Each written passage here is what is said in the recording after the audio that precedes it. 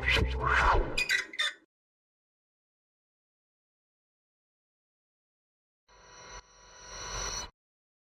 sa inyong lahat! Ang buhay natin ay maigpit na nakasalalay sa inang kalikasan at ang mga tao ay nabubuhay kasama ang flora at fauna na kadalasan ay nagbibigay sa atin ng hindi kaaya-ayang mga sorpresa. Minsan, ang pinaka-cute na mga hayop ay makakapagdala ng pinakamalaking pinsala sa tao. Ano ang mga nasa isip nila at sino dapat ang katakutan? Panoorin ang video na ito para malaman. Kaya ito ang 10 hayop na inakala mong inosente. Tara! Slow lorises. Slow loris, isang napakaamo at nakakatuwang tingnang nilalang na sa katotohanan ay nagtataglay ng isa sa pinakamabagsik na lason sa buong mundo. Nakakagawa sila ng hindi kaibig-ibig na lason sa kanilang gland na nakalagay sa kanilang siko para protektahan ng kanilang mga anak. Ang mga loris ay dinidilaan ng lason sa kanilang gland. Pinupuno ang mga bibig nila ng mga ito pagkatapos ay kinakagat ng kalaban na nakakalason sa sugat. Ang ibang hayop ay alam na ito kaya iniiwasan nila ang mga loris. Ngunit tayong mga tao ay hindi. Ang baka. Maaring kakaiba o nakakatawang pakinggan, pero seryoso kami kapag sinabi naming mapanganib ang mga baka. Sila ang mabibigat, malalakas at mabibilis na mga hayop. Ang isang normal na tao ay hindi makakaligtas sa galit ng grupo ng mga baka. Sa US, ang baka ang dahilan ng mahigit na 20 kamatayan kada taon. Ang giant anteater.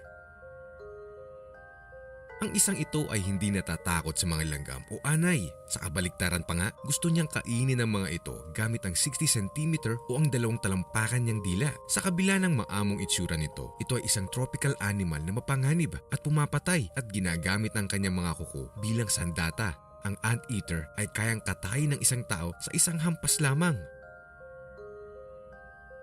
Ang langgam.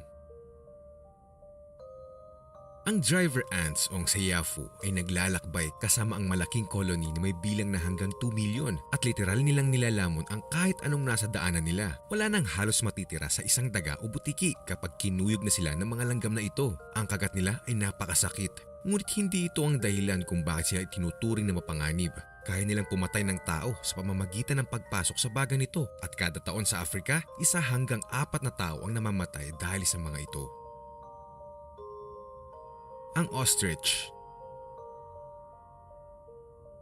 May bigat na 120 kilos o 260 pounds. Ang African ostrich ang pinakamabigat na ibon sa buong mundo. Mayroon silang bilis na aabot sa 60 kilometers per hour o 37 miles per hour. Hindi magdadalawang isip ang ostrich na atakihin ng isang taong sa tingin niya ay may banta sa kaligtasan ng kanyang mga inakay. Sa totoo lang, hindi ito mangingimi at hindi man lang pagpapawisan habang pinupunit ang iyong tiyan gamit ang matatalim nitong kuko o patayin ka sa pamamagitan lang ng isang malakas na sipa. Ang hippo.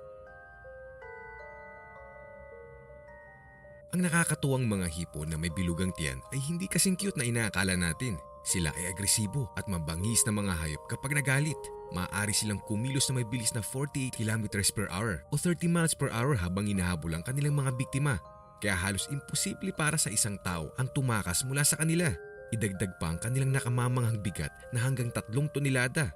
Sa makatwid, halos 3,000 katao ang napapatay ng mga hippo. Usa o ang deer.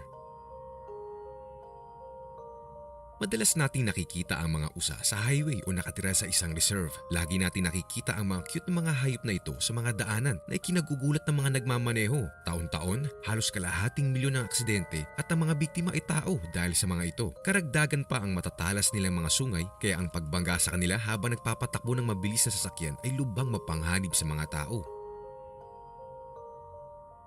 Bubuyog.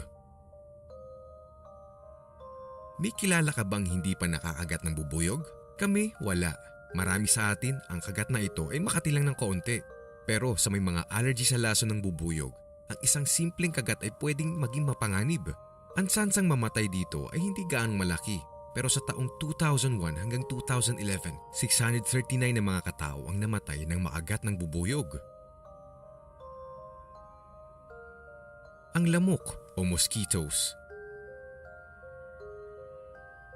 Imposibleng makaiwas sa maliliit na buwisit ng mga ito. Makakaligtas kasi sila kahit sa loob ng isang bulkan o sa mid-Arctic na mga glacier at magiging kontento sa tahimik na lugar at magdala ng mga virus gaya ng malaria, dengue at Zika. Ayon sa iba't ibang kuro-kuro, 660,000 hanggang 1 million mga buhay ang kinukuha ng mga virus na ito sa buong mundo taon-taon. Ang gansa o ang geese. Marahil naisip mo, ano nga ba ang panganib na may dudulot ng mga cute? At para sa mga gourmand, masarap na ibon ito, tama? Sa totoo lang wala. Pwera na lang kapag kaharap mo ang isang spur-winged goose na isa sa pinaka-nakalalasong ibon sa planeta. At dahil ito sa kanilang kinakain. Ang kinakain ng mga ito ay blister beetle na nakakalason sa mga tao. Kapag kaunti lang, maaaring gawing aphrodisiacs ang lason na ito. Pero 10 mg lang ang kinakailangan para makapatay ng isang lalaking sapat ang gulang.